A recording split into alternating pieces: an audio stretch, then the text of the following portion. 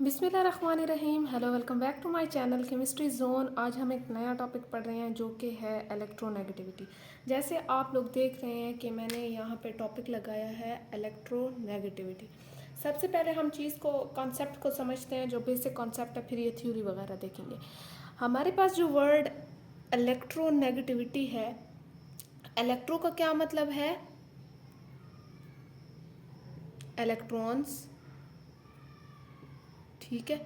और नेगेटिविटी का मतलब आपको पता है कि एनाइन क्या होता है? नेगेटिव होता है। और एनाइन नेगेटिव कैसे बनता है कि वो गेन करता है इलेक्ट्रॉन्स को, ठीक है। यहाँ तक बात क्लियर है। एनाइन क्या होता है? हमारे पास नेगेटिव कोई भी आइन होता है जो कि गेन करता है। गेन का मतलब किसी चीज़ को लेना। अब लेने से मुराद ये कि चाहे वो आप कंप्लीटली ले लें। अब यहाँ एनाइन ने क्या किया कि कंप्लीटली इलेक्ट्रॉन्स ले लिए, लेकिन यहाँ इलेक्ट्रोनेगेटिविटी का जो बेसिक मतलब है वो ये है कि इलेक्ट्रॉन को अपनी तरफ खींचना, लेने की कोशिश करना, अट्रैक्ट करना। यहाँ तक बात क्लियर है।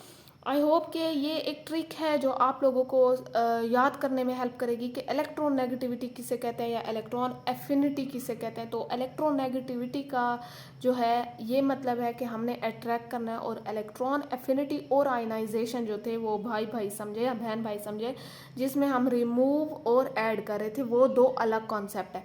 कभी कभार स्टूडेंट्स ऐसा करते हैं कि इलेक्ट्रॉन एफिनिटी और इलेक्ट्रोनेगेटिविटी में बहुत कन्फ्यूजन हो जाती है। तो आपने एक चीज़ जो है वो ट्रिक याद करनी है। ट्रिक में हमारे पास यही चीज़ है कि आपने क्या करना है, इलेक्ट्रॉन जो है वो आपने ये देखना है कि इलेक्ट्रो का मतलब होता है इलेक्ट्रॉन, नेगेटिविटी का मतलब नेगेटिव। नेगेटिव में हम लेते हैं किसी भी इलेक्ट्रॉन को, मीन्स के नेगेटिव हम बनाते ही ऐसे हैं कि जिसमें हम इलेक्ट्रॉन्स ले रहे हो, गेन कर रहे हो। तो इलेक्ट्रोनेगेटिविटी का ये मतलब है कि इसमें कोई भी एटम है वो अपनी तरफ इलेक्ट्रॉन्स को क्या कर रहा है? खींच रहा है, लेने की कोशिश कर रहा है। ले नहीं रहा, लेने की कोशिश कर रहा है, अट्रैक्ट कर रहा है, ठीक है। तो चले जी, इसी को आप ट्रिक के तौर पे भी यूज़ कर सकते हैं। आप चलते हैं कहाँ पे? इलेक्ट्रोनेगेटिविटी की तरफ। इलेक्ट्रोनेगेटिविटी की तरफ चलते हैं तो इलेक्ट्रोनेगेटिविटी हमारे पास एक ऐसा बेसिक कॉन्सेप्ट है या एबिलिटी ऑफ एन एटम है। एक एटम की एबिलिटी है to attract the share paired of electron toward itself. Share paired electrons का मतलब है कि यहाँ पे देखें कि मेरे पास कोई भी एटम है, कोई हाइड्रोजन एटम ये है और एक हाइड्रोजन एटम ये है। अब इसके पास मैंने एक इलेक्ट्रॉन क्रॉस से ड्रॉ कर दिया, एक को मैंने डॉट से शो कर दिया। तो अगर ये मेरे पास क्या करेंगे? कोवेलेंट बॉन्ड बनाएंगे। तो एक यहाँ क्रॉस आएगा, एक डॉट आएगा। अब इसकी भी वैलेंसी पूरी हो गई है। ये पहला शेल था, इसमें भी दो आएंगे, ये पहला शेल था, इसमें भी दो आएंगे। तो इन्होंने क्या किया कि इन्होंने हमारे पास ये इलेक्ट्रॉन शेयर पेयर, मीन्स के ये शेयर कर लिए, शेयर पेयर इलेक्ट्रॉन, ठीक है। अब वही ये बात करें कि हमारे पास अगर जो है शेयर पेयर ऑफ इलेक्ट्रॉन होगा जिसमें हम शेयर पेयर करेंगे, तो ये हाइड्रोजन चाहेगा कि ये इसके वाला इलेक्ट्रॉन, ये जो है डॉट वाला, ये भी मेरी तरफ आए, और ये हाइड्रोजन चाहेगा कि ये मेरी तरफ आए। तो मीन्स के यहाँ पे कोवेलेंट बॉन्ड था, इन्होंने तो शेयर कर लिया, लेकिन ये इलेक्ट्रोनेगेटिविटी इसे कहते हैं कि अब जिसकी पावर ज़्यादा होगी, जो ज़्यादा जिसके पास इलेक्ट्रॉन्स होंगे। लेट सपोज क्लोरीन है एक जगह और एक जगह मेरे पास हाइड्रोजन है, तो मेरे पास ऑब्वियसली ये वाला क्या होगा? मोर इलेक्ट्रोनेगेटिव होगा। मेरे पास ये मोर इलेक्ट्रोनेगेटिव इसलिए होगा क्योंकि इस ये 17 है इसका एटॉमिक नंबर और इसका 1 है। तो ये इसके पास इलेक्ट्रॉन्स भी ज़्यादा हैं, इसका एटॉमिक रेडियस वगैरह हर चीज़ ज़्यादा है। तो ये क्या होगा? इलेक्ट्रोनेगेटिव होगा। इसकी एबिलिटी भी ज़्यादा होगी कि ये एक इसके इलेक्ट्रॉन को खींच ले। अब एक इलेक्ट्रॉन इस पूरे बड़े क्लोरीन को नहीं खींच सकता क्योंकि इसके पास और भी इलेक्ट्रॉन्स होंगे। 17 इलेक्ट्रॉन्स वगैरह देखे, 17 यहाँ पुट करेंगे हम इलेक्ट्रॉन्स। तो इसके पास क्या होगा कि ये कम इलेक्ट्रोनेगेटिव होगा, ये ज़्यादा होगा। अब इसके पास शेयर, मीन्स के शेयर पेयर जो ये कर रहे हैं आपस में, ये क्लोरीन और ये एच जो यहाँ पे शेयर कर रहे हैं, एच को थोड़ा छोटा बना लें क्योंकि ये छोटा है। तो इसकी क्या होगी? एबिलिटी हाई होगी, हाई एबिलिटी किस चीज़ की? शेयर पेयर को अपनी तरफ खींचने की। इसकी क्या होगी? इसकी लो होगी। यहाँ तक बात क्लियर है। ये सिर्फ आपको बेसिक कॉन्सेप्ट देने के लिए था कि आपको ये चीज़ें समझ आ जाए।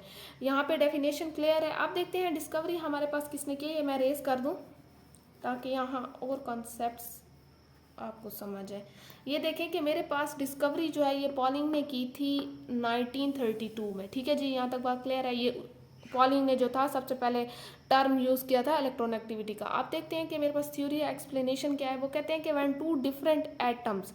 अब यहाँ बात हुई है किस चीज़ की, कि हमारे पास डिफरेंट एटम है, मीन्स के होमो एटॉमिक नहीं है। जैसे मैंने यहाँ H2 किया था HH का, तो ये सेम थे। तो फिर मैंने दूसरा किया डिफरेंट क्लोरीन और हाइड्रोजन को लेके इन अ मॉलिक्यूल। आपको पता है कि कोई भी मॉलिक्यूल किस चीज़ से बनता है, एटम से बनता है मिलके। तो डिफरेंट अगर उस मॉलिक्यूल में एटम हो, जैसे HCl की अगर मैं बात करूँ तो मेरे पास यहाँ डिफरेंट हैं। डिफरेंट एटम कैसे हैं कि मेरे पास एक H है और दूसरा Cl है, तो ये डिफरेंट है। अगर मैं सिर्फ H2 की करूँ तो ये होमो एटॉमिक होगा। होमो का मतलब सेम होता है। तो ये मेरे पास एक H है एंड H है, ठीक है। तो वो कहते हैं कि हमारे पास डिफरेंट एटम्स है in molecule are bounded together by a covalent bond. यहाँ पे शेयर पेयर की बात हुई है, तो आपको पता है कि यहाँ पे कोवेलेंट बॉन्ड मस्ट होगा, क्योंकि कोवेलेंट बॉन्ड ही ऐसा है जिसमें हमारे पास शेयरिंग होती है, शेयरिंग ऑफ इलेक्ट्रॉन्स होता है, ठीक है, शेयरिंग ऑफ इलेक्ट्रॉन्स होता है। तो ये मेरे पास जो है कोवेलेंट बॉन्ड का होना मस्ट है। कोई भी एटम हो, चाहे वो डिफरेंट हो या सेम हो, लेकिन यहाँ डिफरेंट पे ज़्यादा बात की गई, क्योंकि हमें यहीं से ही पता चलेगा कि इसमें किसकी इलेक्ट्रॉनेगेटिविटी ज़्यादा है, किसकी कम है। यहाँ तो सेम होगी, जितना इसके पास इलेक्ट्रॉन्स है दूसरे के पास भी उतने होंगे। तो यहाँ पे हमें जो है कंपैरिजन करने की, इलेक्ट्रॉनेगेटिविटी का पता लगाने की ज़रूरत नहीं पड़ेगी, क्योंकि वो सेम होंगे तो इसमें हमें समझ भी नहीं आएगी। इसीलिए उन्होंने कहा कि HCl में अब एक की ज़्यादा होगी एक की कम होगी, तो इलेक्ट्रोनेगेटिविटी जो है एक्सप्लेन भी अच्छे तरीके से हो सकेगी और नज़र भी आएगी कि हाँ भाई ये ज़्यादा खींच रहा है, यहाँ इक्वल फोर्स होगी खींचने की, ठीक है जी। तो bond pairing the electron pair forming covalent bonds are not shared equally by both atom rather than electron pairs nearer to one of atom than another। वो कह रहे हैं कि मेरे पास अगर एक H है और एक Cl है, ये देखें 3 4 5 6 8 10 11 12 13 14 15 16 और ये एक 17। अब ये देखें कि मेरे पास ये क्लोरीन का एटम है, ये हाइड्रोजन का है, और ये हैं भी डिफरेंट। एक चीज़ ये हमने देख ली कि हमारे पास ये डिफरेंट है। अब वो कहते हैं कि जब ये पेयरिंग करेंगे, शेयर करेंगे, ये कैसे करेंगे शेयर के, लेट सपोज मैं यहाँ पे शेयर करके दिखा भी दूँगा आपको कि ये मेरे पास H है, ये एक इसका है, ये एक H का कर लें। अब ये शेयर करेंगे तो फोर्स ऑफ अट्रैक्शन ऑटोमेटिकली एक एटम की ज़्यादा होगी खींचने की, एक की कम होगी। एक नियर करेगा अपने किस चीज़ को, इलेक्ट्रॉन को, कि मेरे पास आ जाए। ताकतवर के पास हमेशा चीज़ जाती है, आप लोगों को इतना तो पता है। तो ये मोस्ट इलेक्ट्रोनेगेटिव जो एटम है वो खींच लेगा, और जो कम है वो बेचारा दे देगा, वो खुद उसी तरफ खींचा चला जाएगा। तो सेम यहाँ भी ऐसी बात की गई कि एक के पास ज़्यादा होगा, एक के पास कम होगा, कोवेलेंट बॉन्ड बनाएंगे और हमारे पास जो है ये इक्वली शेयर नहीं करेंगे। होमो एटॉमिक हमेशा इक्वली शेयर करते हैं, इसमें इक्वली शेयरिंग की बात आती है। यहाँ तक आप लोगों को बात क्लियर है। अब देखें कि मेरे पास यहाँ डिफरेंट और सेम का भी मैंने आपको बता दिया कि अब ये चीज़ देखें, मेरे पास ट्रेंड्स आ रही हैं। ट्रेंड्स में हमारे पास ये चीज़ देखेंगे कि मेरे पास आप लोगों ने एक और चीज़ भी याद रखनी है कि हमारे पास इलेक्ट्रोनेगेटिविटी का मतलब होता है, नेगेटिविटी का मतलब होता है कि नेगेटिव, किसी चीज़ का नेगेटिव होना, मीन्स के Ni। तो मेरे पास जहाँ पे भी पीरियोडिक टेबल में जहाँ पे भी नेगेटिव स्पीशीज आएंगी उनकी इलेक्ट्रोनेगेटिविटी ऑटोमेटिकली हाई होगी। एक चीज़, अब जहाँ पे मेटल्स आएंगे, आपको पता है मेटल्स पे हमेशा पॉजिटिव आता है, वो लूज करते हैं। तो मेरे पास उनको वो तो दे देते हैं, आसानी से दे देते हैं, उन्हें किसी चीज़ को खींचने की ज़रूरत ही क्या है, वो तो अपनी चीज़ दे देते हैं। तो इनकी इलेक्ट्रोनेगेटिविटी ऑटोमेटिकली कम होगी। यहाँ तक बात क्लियर है। अब जब हमारे पास यहाँ पे ज़्यादा है, यहाँ पे कम है, तो ये चीज़ें आपको समझ आ जाएंगी कि जो मेटल्स होंगी, आप लोग वैसे भी आसानी से लिख सकते हैं कि हाँ भाई मेटल्स की जो है वो कम है, और जो हमारे पास नॉन मेटल्स हैं जो नेगेटिव हैं उनकी ज़्यादा है इलेक्ट्रोनेगेटिविटी। तो आपने ये चीज़ देखनी है कि जो एनाइन होगा उसकी ऑटोमेटिकली आप वैसे आपके पास ये आ जाए कि Cl नेगेटिव है, हाँ भाई H7 पॉजिटिव है। अब आपको इतना पता है कि H पॉजिटिव होता है और आपको ये भी पता है कि हमारे पास Cl नेगेटिव है, तो जो जितने हेलोजेंस वगैरह हैं इनकी ऑटोमेटिकली जो है इलेक्ट्रोनेगेटिविटी ज़्यादा होगी। जैसे फ्लोरीन नेगेटिव है, वो सबसे मोस्ट इलेक्ट्रो नेगेटिव एलिमेंट है पीरियोडिक टेबल का, ठीक है। तो ये हमारे पास जो है ये क्या है कि सबसे मोस्ट है, ये हेलोजन फैमिली में है और ये हमारे पास जो है सबसे लास्ट में आता है। तो ये आप लोगों ने चीज़ याद रखनी है थोड़ी सी। आप पीरियोडिक टेबल ट्रेंड्स को जब आप लोग देखेंगे तो आपको बहुत आसानी से ये चीज़ें समझ आ जाएंगी। चलिए जी, अब पीरियोडिक टेबल के ट्रेंड्स को देखते हैं। अब हमारे पास वो कहते हैं कि इलेक्ट्रोनेगेटिविटी, आप लोगों को पता है कि हमारे पास यह चीज़ यहाँ पे आप लोग लेफ़्ट टू राइट हमारे पास पीरियड्स होते हैं, ठीक है, और ये हमारे पास ग्रुप्स होते हैं, ठीक है। अब आप देखें कि हमारे पास पीरियड्स कितने होते हैं, 7 होते हैं अक्रॉस पूरी पीरियोडिक टेबल के। वो कहते हैं कि हमारे पास यहाँ पे ये शॉर्ट फॉर्म है इलेक्ट्रोनेगेटिविटी की, ठीक है। अब वो कहते हैं इलेक्ट्रोनेगेटिविटी, वो क्या कह रहे हैं कि हमारे पास पीरियड में क्या होगी, अक्रॉस द पीरियड ऐसे जाएंगे ना, इंक्रीज होगी, ऐसे जाएंगे इंक्रीज होगी। एक चीज़ देखें कि हमारे पास पीरियोडिक टेबल में हमेशा पहले मेटल्स आते हैं, फिर मेटलाइड्स आते हैं, फिर लास्ट में यहाँ पे जो पी ब्लॉक है उसमें नॉन मेटल्स आते हैं, ठीक है। अब यहाँ से आप लोग इतना भी समझ सकते हैं कि आपको पता है कि हमारे पास मेटल की डिक्रीज़ होती है, ये तो वैसे भी मिडल में है, फिर ये नॉन मेटल पे नेगेटिव आता है, इन पे पॉजिटिव आता है, तो ऑटोमेटिकली जो नेगेटिव है तो इनकी इंक्रीज़ होगी। जैसे मैंने बताया कि इलेक्ट्रोनेगेटिविटी मतलब नेगेटिव मतलब खींचना किसी चीज़ को, तो नॉन मेटल तो लेते हैं, एनाइन होते हैं वो तो लेते हैं, तो इनकी क्या होगी, इंक्रीज़ होगी। ये एक और तरीका है याद करने का, ठीक है। अब अगर इसके मैं रीज़न आप लोगों को बताऊं, रीज़न में मेरे पास ये होगा कि मैंने जो ट्रेंड्स पढ़ाए थे पीछे, उसमें ये था कि मेरे पास एटॉमिक रेडियस क्या हो रहा था, आप बता सकते हैं कि एटॉमिक रेडियस क्या हो रहा था, डिक्रीज हो रहा था, ठीक है, क्योंकि हमारे पास शेल सेम था, शेल क्या था, सेम था। ये भी लिख देती हूँ, इफेक्टिव न्यूक्लियर चार्ज इंक्रीज हो रहा था, इलेक्ट्रॉन्स हर एलिमेंट पे ऐड हो रहे थे, ठीक है। यहाँ तक बात क्लियर है कि हमारे पास यहाँ पे इलेक्ट्रॉन जो थे वो ऐड हो रहे थे। अब आप लोगों ने ये देखना है कि हमारे पास जो है जितना छोटा एटम, अच्छा यहाँ पे एक चीज़ ये जो है ये सबसे इम्पोर्टेंट है, वो कह रहे हैं कि यहाँ पे जितना स्मॉलर एटम, ठीक है, उसकी उतनी एबिलिटी होती है, क्योंकि वो छोटा सा होता है तो वो उसे इतना मतलब कि उसकी इतनी फोर्स ऑफ अट्रैक्शन होती है कि वो किसी भी चीज़ को अट्रैक्ट कर लेगा, वो खींचेगा।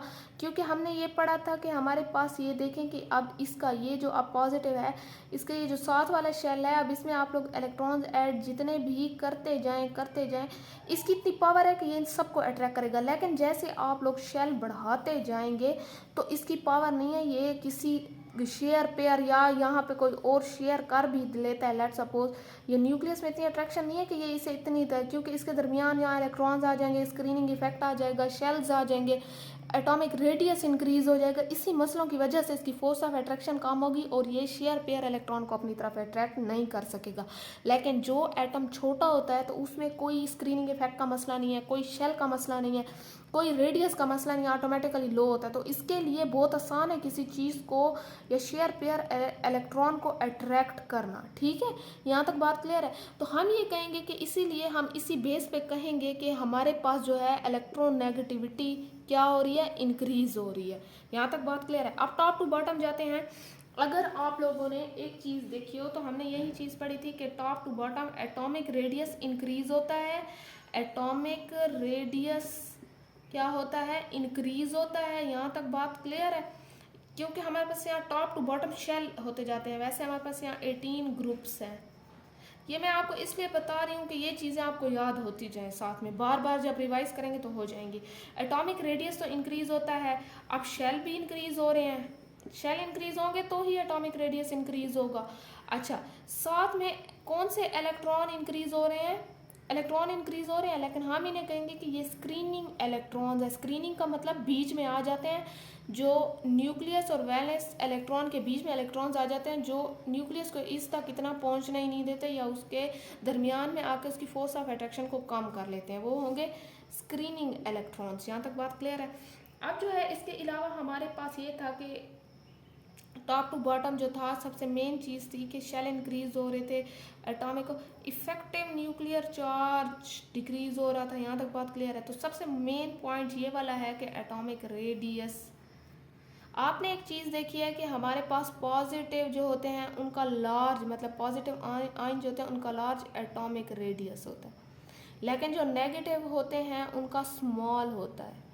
आपको पता है कि ये जितने भी हैं मतलब मीन्स के जो नीचे जाएंगे तो उनका साइज़ इंक्रीज़ होगा। जब साइज़ इंक्रीज़ होगा तो न्यूक्लियस अट्रैक्ट कर सकेगा जो आउटर मोस्ट है, उसके तो दरमियान में शेल भी आ जाएगा, बीच में स्क्रीनिंग इलेक्ट्रॉन्स भी आ जाएंगे, तो जितना भी वो शेयर पेयर वाले जो दूसरे उसने एटम से लिए होंगे उससे वो अट्रैक्ट ही नहीं कर सके। जब अट्रैक्ट ही नहीं कर सकेगा तो हमारे पास डिक्रीज़ होगी इलेक्ट्रोनेगेटिविटी। तो ऑटोमेटिकली आप लोग देखते हैं कि हमारे पास पहले फर्स्ट ग्रुप कौन से हैं, इसमें कुछ एक्सेप्शंस भी हैं। आपने ये सिर्फ बेसिक चीज़ मैंने आपको सिखाई है। अगर आप लोग डिटेल में देखेंगे तो मैंने ये डिटेल में इलेक्ट्रोनेगेटिविटी की जो है पहले भी वीडियो बना रखी है, लिंक आपको डिस्क्रिप्शन में मिल जाएगा। लेकिन आपने सिर्फ ये बेसिक ट्रेंड्स देखने हैं। जैसे आप पहला ग्रुप मेरे पास मेटल्स है, ये भी हमारे पास लो इलेक्ट्रोनेगेटिविटी है। फिर मेरे पास दूसरा मेटलाइड है अल्कली अर्थ मेटल्स, उसकी भी इतनी नहीं है, लेकिन हेलोजेंस फैमिली और इनकी जो है ये ज़्यादा है। फिर नोबल जो है वो नॉन रिएक्टिव फैमिली आ जाती है, उसका कोई आप लोग नहीं करते, वो उसका बॉन्ड कंप्लीट होते हैं, उसके बॉन्ड नहीं, वो बॉन्ड बनाता ही नहीं है, उसके ऑक्टेट वगैरह कंप्लीट होते हैं। ये तो बॉन्ड इसलिए बनाते हैं कि इनके पास कमी होती है या ज़्यादती होती है, तो ये इसलिए बनाते हैं। तो यहाँ तक आपको बात क्लियर है? अब इसमें कुछ एक्सेप्शंस हैं, केमिस्ट्री में एक्सेप्शंस होती हैं, वो हमारे पास जो है डिटेल में एक वीडियो बनी हुई है ऑलरेडी। ये सिर्फ आपके पास बेसिक था। अब हमने एक और चीज़ देखनी है कि हमारे पास यहाँ से मैं ये चीज़ इरेज कर दूँ, ये एक्स्ट्रा है ये। अच्छा, आपने एक चीज़ ये देखनी है कि जो हमारा मेन चीज़ थी हमने जो पढ़नी थी, वो पीरियड 3 को हम स्टडी कर रहे थे। ये 11th स्टैंडर्ड का पहला केमिस्ट्री का जो है ये चैप्टर है, तो हम उसमें मेन फोकस उन्होंने किस चीज़ पे किया था? पीरियड 3 पे किया था। अगर आप लोग पीरियड 3 में देखें तो मेरे पास Na, Mg, Al, Si, फिर कौन सा था, S था, और फिर आई थिंक P था, सिलिकॉन, सल्फर, फास्फोरस, क्लोरीन और आर्गन, ऐसे था ना? बल्कि ऐसे नहीं था, यहाँ P था और यहाँ S था, फास्फोरस, सल्फर, क्लोरीन और आर्गन। ये 11 था, ये 12 था, ये 13, 14, 15, 16, 17 और ये 18।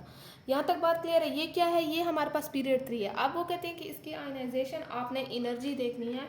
आयनाइजेशन एनर्जी में भी हमारे पास जो है क्या होगा, लेफ़्ट टू राइट क्या हो रहा था? इंक्रीज हो रहा था, तो ऑटोमेटिकली हमारे पास यहाँ पे लेफ़्ट टू राइट इंक्रीज होगा। अब इसमें मेरे पास कुछ इसकी इलेक्ट्रोनेगेटिविटी की वैल्यूज़ दी हुई हैं, उन वैल्यूज़ को देख। सबसे पहले हमारे पास जो Na की है वो है 0.3 इलेक्ट्रोनेगेटिविटी वैल्यू। अब मैग्नीशियम की है 1.3, 1.61, 1.90। अब ये देखें इंक्रीज हो रही है।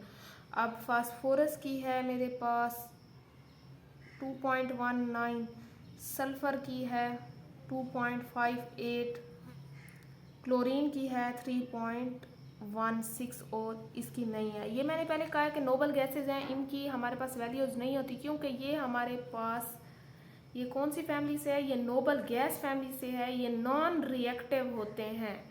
जब ये रिएक्ट ही नहीं करेंगे, बॉन्ड ही नहीं बनाएंगे, तो इलेक्ट्रोनेगेटिविटी की वैल्यूज आएगी कहाँ से? यहाँ तक बात क्लियर है? आई होप सो आपको ये बात क्लियर हो चुकी होगी। अगली वीडियो में मिलते हैं एक नए कॉन्सेप्ट के साथ। मेरे चैनल को शेयर करें, सब्सक्राइब करें और बेल आइकन को क्लिक करें। साथ में जो भी डाउट्स हों वो मेरे पास कमेंट सेक्शन में शेयर कर दें, ताकि मैं पढ़ के आप लोगों के डाउट्स क्लियर कर दूँ। चले जी, अल्लाह हाफिज़।